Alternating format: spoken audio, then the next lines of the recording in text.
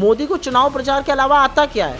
मोदी जी को पारंगत हासिल है। जब इस देश के सामने आपदा आई हुई थी, जब इस देश में 28 निर्दोष लोगों की निर्मम हत्या आतंकियों ने कर दी, तब भी मोदी जी चुनाव प्रचार के लिए आए थे।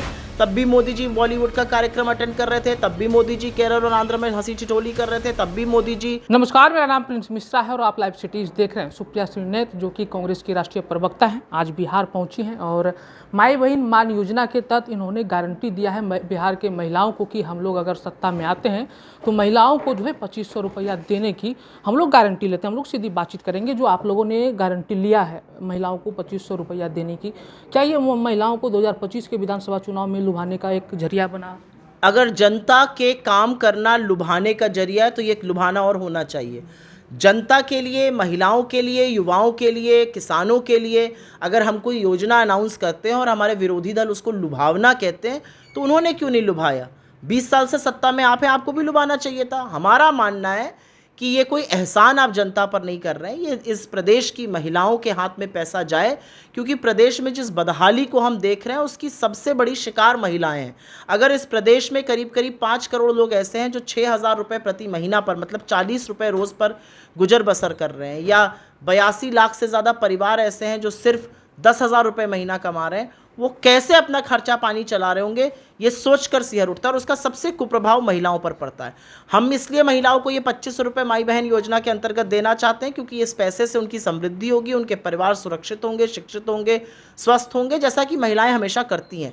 हमने ये वादा कर्नाटका में किया था, हमने पूरा किया। हमने ये वादा तेलंगाना में किया था, हम वहाँ पे 500 का सिलेंडर दे रहे हैं, 200 यूनिट बिजली मुफ्त दे रहे हैं, फ्री बस सेवा दे रहे हैं महिलाओं को। हमने ये हिमाचल में वादा किया था प्यारी बहना योजना के अंतर्गत। हमने ये वादा दिल्ली में निभाया है शीला जी के टाइम पर। बगल वाले झारखंड में हमने 1000 से बढ़ाकर 2500 कर दिया। पहला चुनावी वादा अपना पूरा किया, क्योंकि हमें ऐसा लगता है कि महिलाओं को जब आप वादा करते हैं, जब आप चुनाव में कुछ कहते हैं, तो हम दूसरों की तरह जुमले नहीं बोलते हैं। दूसरे वालों ने भी जुमले दिए थे। दिल्ली में 2500 होना था, एक बार भी नहीं किया। मध्य प्रदेश में 3000 होना था, 1250 ही मिल रहा है।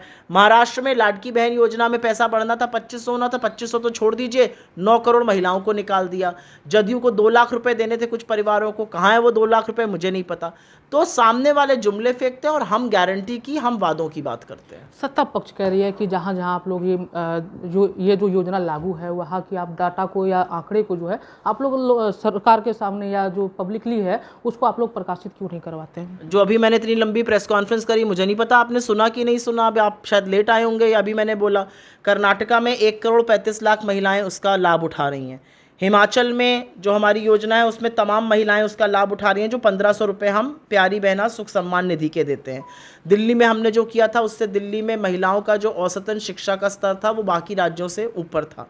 झारखंड में तमाम महिलाएं उसका लाभ उठा रही हैं। बीजेपी राज्यों में क्या हो रहा है? हमारे प्रतिद्वंदी जो हैं वो मुद्दों पर सवाल पूछेंगे तो हम मुद्दों पर जवाब देंगे।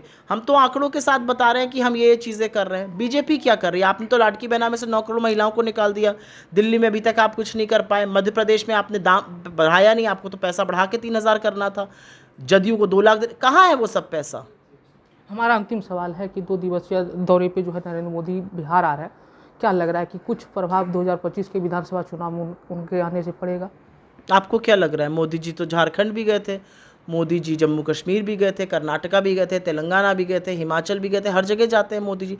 मोदी को चुनाव प्रचार के अलावा आता क्या है? मोदी जी को पारंगत हासिल है। जब इस देश के सामने आपदा आई हुई थी, जब इस देश में 28 निर्दोष लोगों की निर्मम हत्या आतंकियों ने कर दी, तब भी मोदी जी चुनाव प्रचार के लिए आए थे। तब भी मोदी जी बॉलीवुड का कार्यक्रम अटेंड कर रहे थे। तब भी मोदी जी केरल और आंध्र में हंसी ठिठोली कर रहे थे। तब भी मोदी जी गुजरात में रैली कर रहे थे, राजस्थान में भाषणबाजी कर रहे थे, सस्ते फिल्मी डायलॉग बोल रहे थे। अब मोदी जी यहाँ आ रहे हैं, आए बिल्कुल मोदी जी, लेकिन मोदी जी से मुझे ये पूछना है कि वो 3 दुर्दांत आतंकवादी कब पकड़े जाएंगे? 9 बार ट्रंप ने सीज फायर का श्रेय लिया और कहा ट्रेड की धमकी देके कराया, आप चुप क्यों हैं? मोदी जी ये क्यों नहीं बताते कि संसद का विशेष सत्र क्यों नहीं हो रहा है? Modi ji all party meeting में मुंह क्यों चुराते हैं? ये सारे सवाल भी तो पूछे जाएंगे। मंच से तो कहा है ना कि रोटी खाओ चुपचाप, या नहीं तो मेरा गोली तैयार। चुनावी मंच लगा दीजिए, मैं ऐसी ऐसी बातें बोलूंगी कि आप भी सुनते रह जाइएगा, खूब तालियां बजाइएगा। चुनावी मंच में बोलना और इस देश के सदन में बोलने में अंतर होता है। चुनावी मंच में बोलना और ऑल पार्टी मीटिंग में जाकर विपक्ष के सवालों का सामना करना अंतर होता है। चुनावी मंच में बोलना और ट्रंप के बातों का जवाब देने में अंतर होता है। इतनी बड़ी बड़ी बातें बोल रहे हैं, ट्रंप पर क्यों नहीं बोल पा रहे हैं? आप तो बहुत सुन रहे हैं उनका भाषण, बोले ट्रंप पर, बोले ट्रम्प झूठ बोल रहा है, क्यों नहीं बोल पा रहे हैं मोदी जी?